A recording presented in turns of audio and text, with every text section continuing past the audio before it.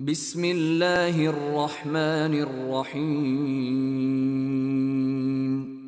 అనంత కరుణామయుడు అపార కృపాశీలుడు అయిన అల్లా పేరుతో ప్రారంభిస్తున్నాను. అలిఫ్ లాం మీమ్. ఇవి వివేచన గల గ్రంథంలోని వాక్యాలు. సజ్జనులకు మార్గమును చూపేది మరియు కారుణ్యమును. వారు నమాజును స్థాపిస్తారు, జకాత్ ఇస్తారు, పరలోకం పట్ల దృఢమైన నమ్మకం కలిగి ఉంటారు. ఇటువంటి వారే తమ ప్రభు తరపు నుండి లభించిన రుజుమార్గంలో ఉన్నారు. వారే సాఫల్యం పొందేవారు. జ్ఞానం లేకుండానే ప్రజలను అల్లా మార్గం నుండి తప్పించటానికి, ఈ మార్గం వైపునకు పిలిచే పిలుపును ఎగతాళి చేయటానికి మానవులలోనే మనస్సును రంజింపజేసే ప్రసంగాన్ని కొనుక్కుని తీసుకొచ్చేవాడు కూడా ఒకడు ఉంటాడు. అటువంటి వారికి తీవ్ర అవమానకరమైన శిక్ష పడుతుంది. అతనికి మా వాక్యాలు వినిపించినప్పుడు అతను వాటిని అసలు విననే లేదన్నట్లుగా, అతని చెవులలో చెవుడు ఉన్నట్లుగా అహంకారంతో తన ముఖాన్ని తిప్పుకుంటాడు. సరే, మంచిది, అతి బాధాకరమైన ఒక శిక్ష ఉన్నది అనే శుభవార్తను అతనికి వినిపించు. అయితే విశ్వసించి సత్కార్యాలు చేసేవారికి వరాలతో నిండి ఉన్న ఉద్యానవనాలు ఉన్నాయి. వాటిలో వారు శాశ్వతంగా ఉంటారు. ఇది అల్లా చేసిన సత్య వాగ్దానం. ఆయన శక్తివంతుడు మరియు వివేకవంతుడు. ఆయన ఆకాశాలను నీవు చూడగలిగే స్తంభాలు లేకుండానే సృష్టించాడు. ఆయన భూమిలో పర్వతాలను అమర్చాడు, మీతో పాటు దొర్లిపోకుండా ఉండేటందుకు. ఆయన అన్ని రకాల జంతువులను భూమిలో వ్యాపింపజేశాడు. ఆకాశం నుండి నీళ్లను కురిపించాడు. భూమిలో రకరకాల శ్రేష్టమైన పదార్థాలను పండించాడు. ఇది అల్లా సృష్టి. ఇక నాకు చూపండి, ఈ ఇతరులు ఏమి సృష్టించారో.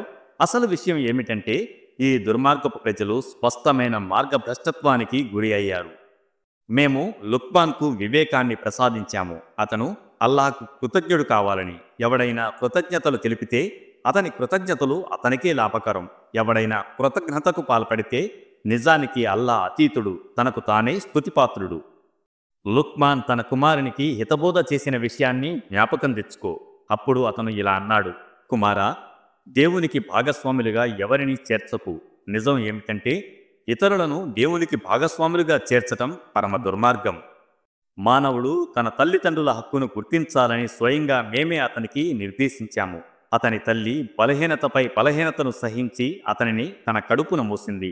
అతను పాలు విడిచిపెట్టడానికి 2 సంవత్సరాలు పట్టింది. ఇందుకే మేము అతనికి ఇలా బోధించాము: నాకు కృతజ్ఞుడవై ఉండు, నీ తల్లిదండ్రులకు కృతజ్ఞతలు తెలుపు, నా వైపునకే నీవు మరలి రావలసి ఉన్నది. ఒకవేళ నీవు ఎరగని వారిని ఎవరినైనా నాకు భాగస్వామిగా చేర్చు అని వారు నిన్ను బలవంతం చేస్తే వారి మాటను ఏమాత్రం వినకు. ప్రపంచంలో వారి పట్ల సద్భావంతో మెలుగుతూ ఉండు. కానీ నా వైపునకు మరలిన వ్యక్తి మార్గాన్నే అనుసరించు. తరువాత మీరందరూ నా వైపునకే మరలవలసి ఉన్నది. అప్పుడు నేను మీకు తెలుపుతాను మీరు ఎలాంటి పనులు చేస్తూ ఉండేవారో. లుక్మాన్ ఇలా అన్నాడు: కుమారా, ఒక వస్తువు అది ఆవగింజంతా అయినప్పటికీ అది కొండరాయిలో గాని, ఆకాశాలలో గాని, భూమిలో గాని ఎక్కడ దాగి ఉన్నప్పటికీ అల్లా దానిని బయటికి తీసుకువస్తాడు. ఆయన సూక్ష్మగ్రాహి మరియు సర్వజ్ఞుడు. కుమారా, నమాజును స్థాపించు, మంచిని ఆజ్ఞాపించు, చెడు పనుల నుండి నిరోధించు. ఏ కష్టం కలిగినా దానికి సహనం వహించు. ఈ విషయాలు ఎంతో గట్టిగా ఆజ్ఞాపించబడిన విషయాలు. ప్రజలతో ముఖం పక్కకు తిప్పి మాట్లాడకు. భూమిపై నిక్కుతూ నడవకు. అహంభావి, బడాయికోరు అయిన ఏ వ్యక్తిని అల్లా ప్రేమించడు. నీ నడకలో సమమైన తూకం పాటించు. నీ కంఠ స్వరాన్ని కొంచెం తగ్గించు. అన్ని స్వరాల కంటే అతి చెడ్డ స్వరం గార్ధపాల స్వరం. భూమిలోనూ ఆకాశాలలోనూ ఉన్న సకల వస్తువులను అల్లా మీకు వశం చేసిన విషయాన్ని, తన గోచర అగోచర వరాలను మీకు ఇచ్చిన విషయాన్ని మీరు చూడటం లేదా?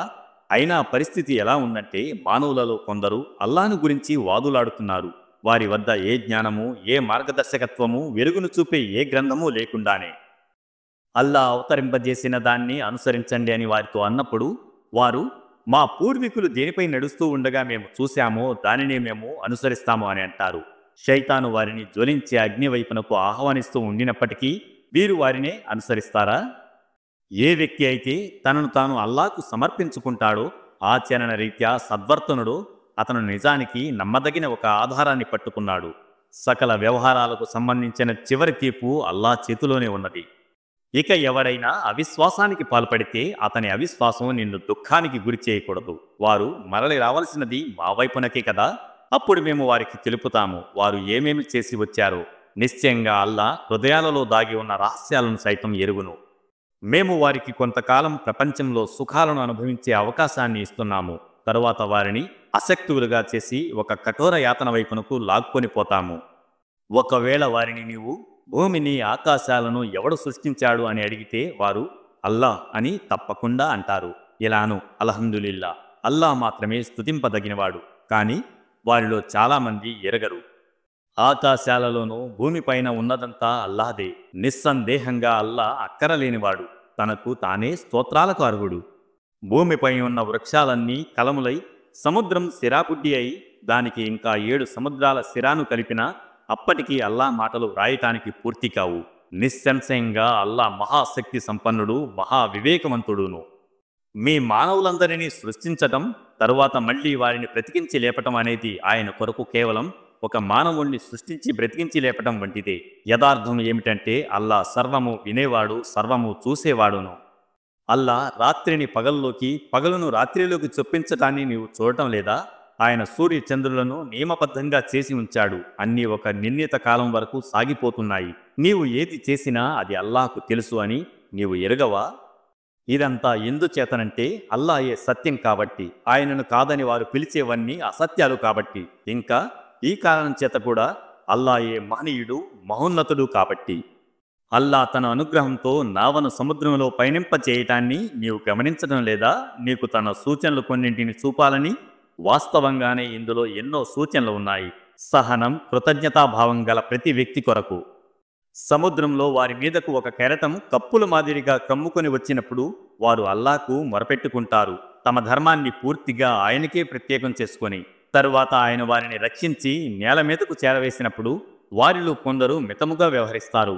మా సూచనలను ద్రోహి, కృతజ్ఞుడు అయిన వ్యక్తి తప్ప మరెవడూ తిరస్కరించడు. మానవులారా, మీ ప్రభువు ఆగ్రహం నుండి మిమ్మల్ని మీరు రక్షించుకోండి.